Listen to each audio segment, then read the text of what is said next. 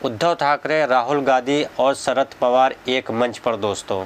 और इस तस्वीर से दोस्तों ज़बरदस्त तरीके से चिंता है अमित शाह और नरेंद्र मोदी के ऊपर, क्योंकि बार बार जनता में ये बतलाया जा रहा था दोस्तों कि महाविकास आघाड़ी में सब कुछ ठीक नहीं है। और दोस्तों यहाँ पर कांग्रेस के राहुल गांधी, उद्धव ठाकरे एक मंच पर आकर ये बता दिया है कि वो महायुति का मुकाबला करने आ गए हैं। तो दोस्तों आपको पता होगा महाराष्ट्र का सियासी बहुत ही गर्म हो चुका है और कोई ये नहीं बता सकता कि कौन जीत रहा है, महायुति जीत रही है या महाविकास आघाड़ी जीत रहा है। और दोस्तों जो यूट्यूबर या जो पत्रकार ये बोल रहा है कि महाविकास आघाड़ी जीत रहा है तो उस पर विश्वास मत करिए दोस्तों, क्योंकि अभी रिसेंटली में आपको पता होगा हरियाणा चुनाव में किस तरीके से बोला जा रहा था कि कांग्रेस जीत रहा है और वहां पर क्या रिजल्ट आया दोस्तों आपके सामने है हरियाणा का चुनाव। मगर दोस्तों आज ये कहा जा रहा है सियासत का पारा हर गुजरते दिन के साथ बढ़ता जा रहा है। प्रधानमंत्री नरेंद्र मोदी, हेमंत विश्व शर्मा और योगी आदित्यनाथ लगातार महाराष्ट्र और झारखंड में जहरीले बयान देख रहे हैं दोस्तों आप। तो दोस्तों चाहे महाराष्ट्र हो चाहे झारखंड हो, लगातार वो जहरीले बयान दे रहे हैं, लोगों को बांटने वाले बयान दे रहे हैं। और वहीं पर दोस्तों राहुल और उद्धव एक मंच पर दिखाई देते हैं, वो भी आपने 5 गारंटियों के साथ। और दोस्तों बड़ा सवाल ये है कि क्या उद्धव ठाकरे मुख्यमंत्री का चेहरा है महाराष्ट्र में।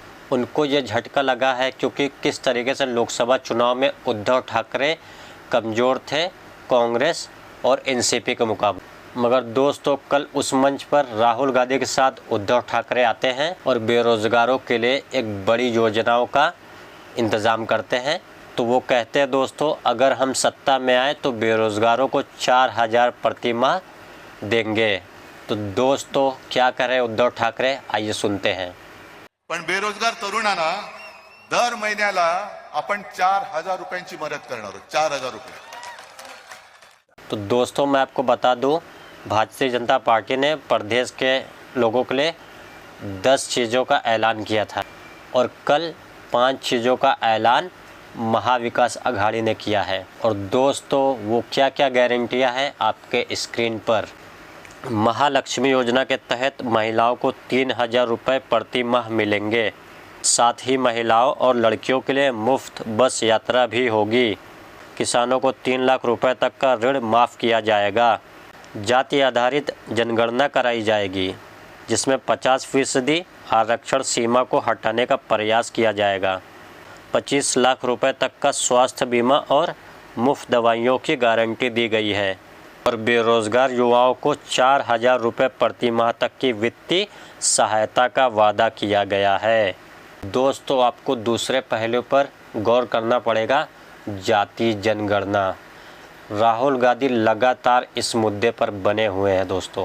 राहुल गांधी 2 मुद्दे पर लगातार बने हैं कि किस तरीके से अंबेडकर के संविधान पर भारतीय जनता पार्टी और आरएसएस के सोच के तरफ से खतरा है, तो दूसरी तरफ जाति जनगणना। क्योंकि दोस्तों बड़ी बात यह है कि जाति जनगणना की वजह से जो पिछले कास्ट के लोग हैं, जो ओबीसी के लोग हैं, जो पिछले कास्ट के लोग हैं, उनके लिए नौकरी की रोशनी होगी। और दोस्तों उन्होंने महालक्ष्मी योजना उसको बहुत बड़ी उपलब्धि बताया है। और इसके जरिए दोस्तों कहीं ना कहीं राहुल गांधी महाराष्ट्र की जो औरतें हैं उनके लिए ये चीज़ें उन्होंने बोला है। तो सुनिए दोस्तों महालक्ष्मी योजना के बारे में राहुल गांधी ने क्या बोला है।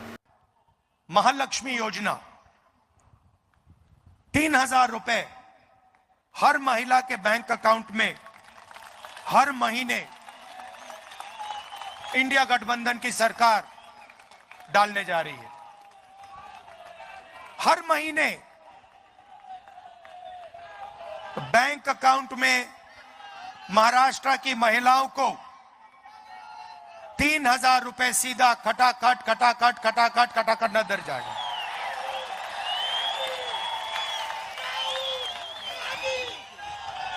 और जब महाराष्ट्र की महिलाएं महाराष्ट्र में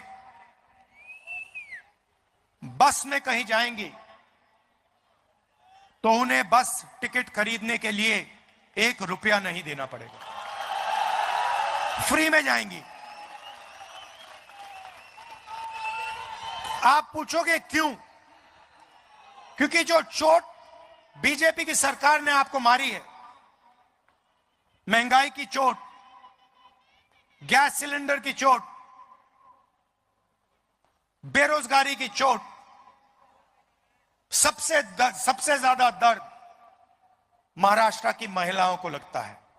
इसीलिए में सीधा 3,000 रुपए हर महीने और फ्री बस ट्रैवल पूरे महाराष्ट्र में।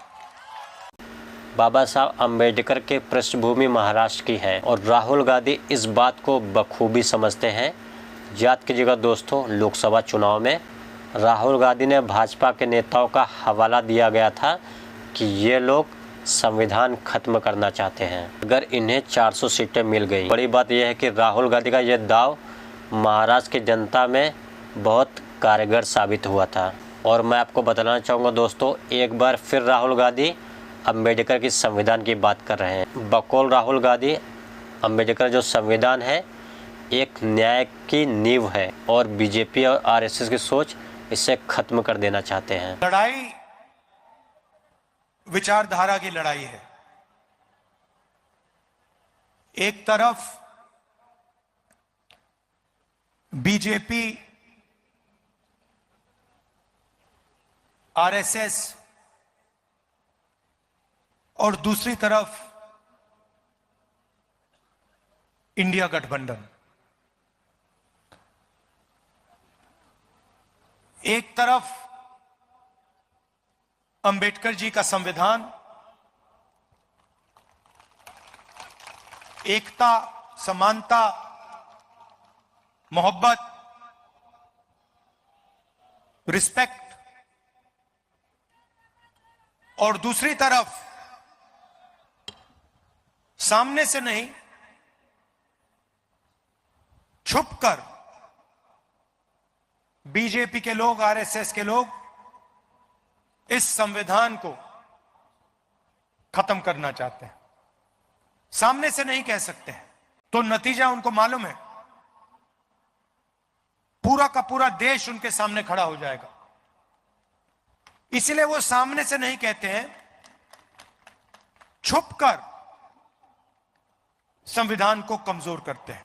और राहुल गांधी ने यह भी कहा, न सिर्फ संविधान को कुचला जा रहा है, CBI, ED, income tax, NIA, इस तरह के एजेंसियों का भी इस्तेमाल किया जा रहा है। इस तमाम एजेंसियों के लेकर विपक्ष की सरकार गिराया जा रहा है।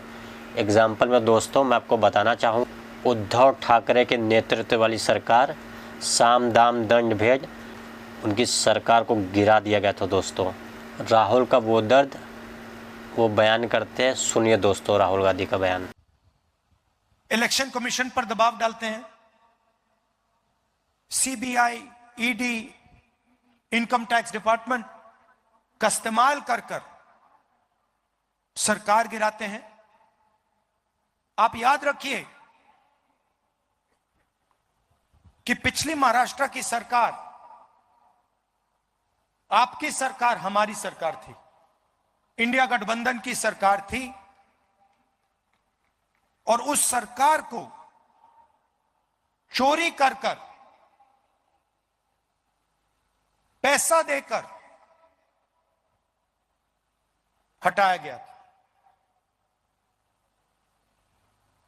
क्यों? क्योंकि वो 2-3 अरबपतियों की मदद करना चाहते हैं। और जैसा कि जिक्र है, ये 5 जो है उन्होंने वादे किए हैं, जिसमें जातीय जनगणना के जिक्र किया उन्होंने। तो दोस्तों महाराष्ट्र का जो चुनाव होने वाला है, आपको क्या लगता है इस चुनाव में महायुति या महाविकास आघाड़ी किसको ज़्यादा वोट मिलने वाला है और किसकी सरकार बनने वाली है? अपने राय कमेंट बॉक्स में ज़रूर ड्रॉप करें। और वीडियो में दोस्तों अभी के लिए इतना ही। वीडियो अगर आपको पसंद आया तो वीडियो को लाइक शेयर सब्सक्राइब जरूर करें। थैंक यू सो मच दोस्तों। जय हिंद दोस्तों।